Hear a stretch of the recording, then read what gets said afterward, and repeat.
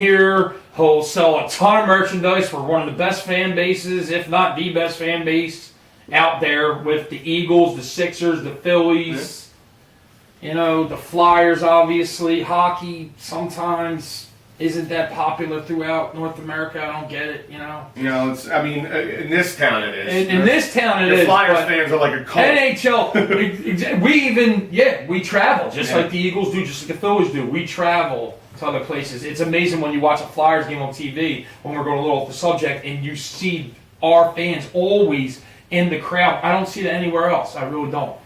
I mean, here's the thing. When you have Joel Embiid that can pretty much throw down a double-double on a consistent basis every night, and then you put in LeBron James as an X factor who's now averaging 26 points a game, and also can rebound, and also can throw an assist, and also can make steals. He not only is the X factor to get you to the next level, but he's also the X factor when it comes down to seeing what real potential your team has. One of the things that I had thought about was earlier was that when Kyrie first came into the league in Cleveland, LeBron wasn't there. When LeBron went back to Cleveland, Kyrie went from an okay point guard to a great point guard. Yeah, he now has his own bones in his own town with Boston, and he's that franchise player. Yeah. LeBron James comes here just the end of his tenure. Imagine where that launches Embiid and Simmons. Here's the reason why I would love to have LeBron James here. He's capable of leading the league in scoring with 40 points a game. I know he can do it. He doesn't. He shares the ball. The guy shares the ball. You know, the guy takes less shots than Harden and all the top scorers in the league that are long up there with him. He does not go to the free throw line a lot, and a lot of people say because he's a physical player. I think that means that he should go even more. I mean, the guy's failed. Half of the time he goes to the lane, he doesn't get the calls. People call him crybaby. I think I'd cry too if I'm not getting the calls. What's he average? 6 free throws a game? Attempts? That's pathetic for somebody a guy his size. Well, earlier in his career, for a guy who's in talks of being the best player, one of the best players to ever play a game. Earlier in his career, 6 a game. The average is 6. That's not good for him. Earlier in his career, he went to the bucket a lot more. He went to the basket a lot more than he did than he does now. Similar to Ben Simmons. LeBron had to develop. He could shoot an okay 3, but he had to develop that outside the arc game. And now look at it.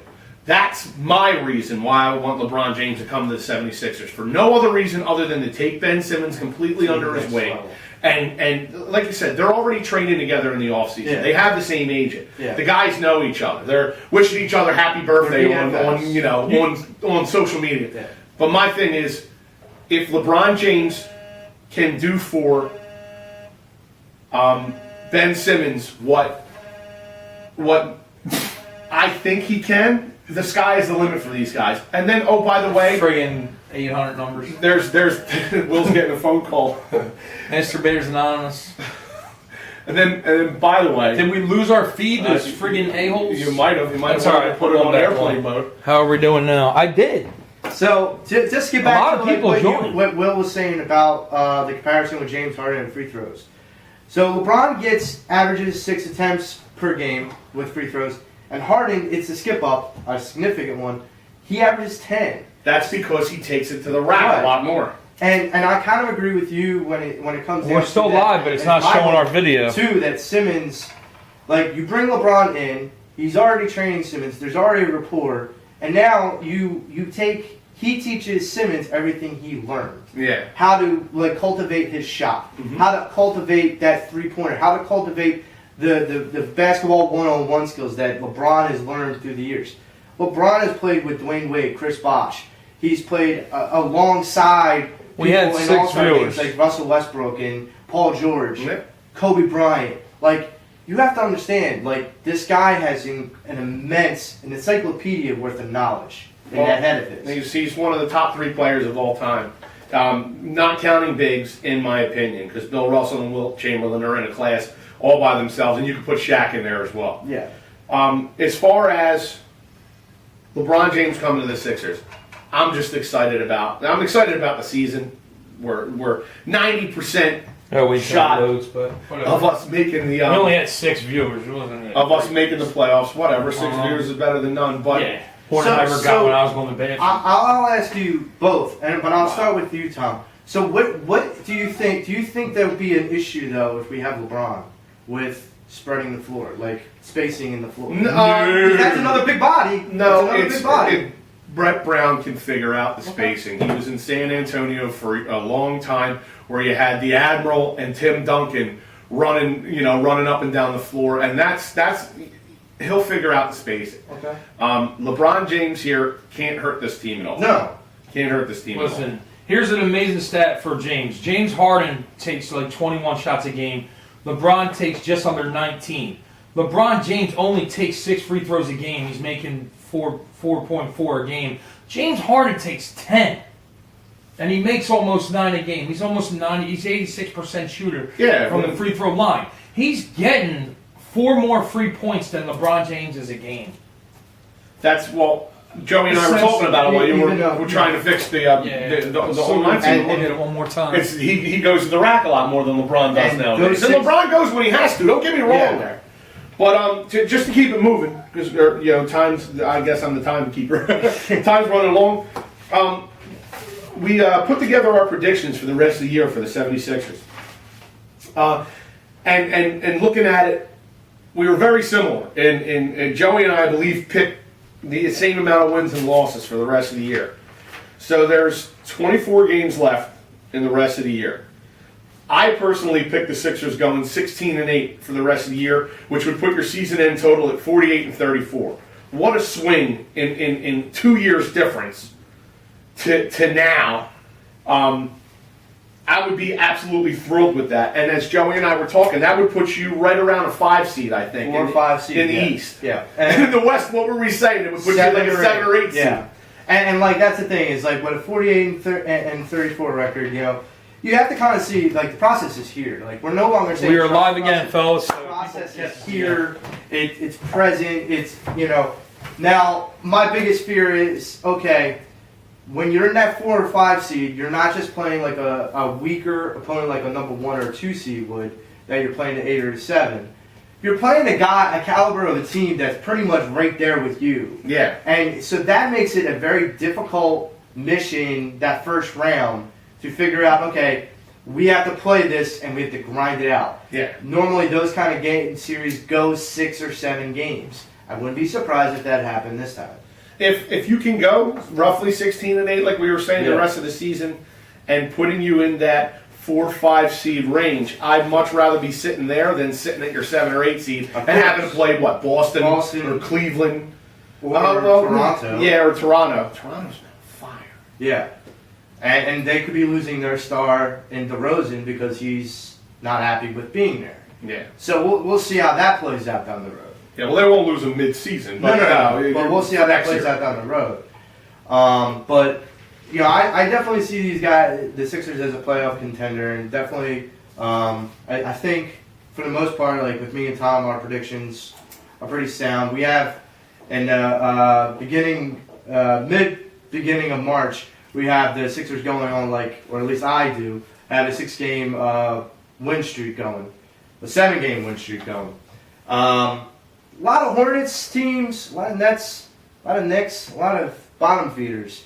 So the Sixers have it set up pretty nicely. Yeah, needless to say, their remaining schedule is not going to be in the upper echelon of the NBA. Like you said, a lot of them are bottom feeders. But a lot of these games, this is the grind out games, is where teams want to knock you off, or knock you down a couple of pegs. Yep. Well, what's funny is when you go below the playoff teams, only one team has a winning streak of 6-4 in their last 10, and that's the Hornets. They're 27-33. That's not really a tear at all. But when you go above it, the Sixers are 8-2.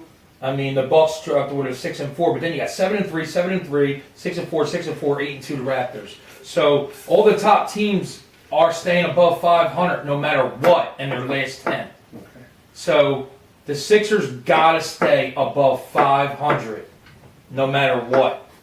And if you stay above 500, you get the 6th or 7th seed. Yeah, I mean, you don't want to go 12-12 for your remaining games. That's for No, sure. you don't. I definitely can agree with the 15-9, 16-8. But as I re-looked it over, because I was just going quickly, I can maybe see them going 18-6, depending on the placement that they do with their new players. Nice. Look, there's our predictions basically for the rest of the year. Make your own and then put it on comment. Yeah. That would be great. Yeah, absolutely. Put it on a comment on one of the social media pages. We'll read everything off at the end here. Eagles salary cap talks. This is Will's Here we baby, go, so yeah. we're gonna let Will take the reins on this A one. lot of people might say, well, you can't do this and you can't do that because that would jeopardize Super Bowl. Well, guess what? It's a business and money talks. So what it comes down to, as far as the Eagles right now, and I pulled it up, it says that the Eagles basically, the team cap in the NFL salary cap is $183 million, $776,000. You know, that's the cap. Ours right now is $194,708,000. I figured out almost a $30 million swing, but it involves trading Vinny Curry away. I'm not saying when you get for him. Hopefully it's draft picks. Hopefully it's an upcoming defensive end that you can work into the system, maybe an outside linebacker. Peters, either you restructure the guy's contract or you trade him to a team that needs a veteran offensive lineman that's struggling to block the pass rush, and maybe he doesn't take as much snaps as the Eagles give him. Yeah, You know? I mean, you obviously seen coming down the stretch at the end of the year what Vaitai did, backing him up and taking over that Right. starting job. So that's a huge hit.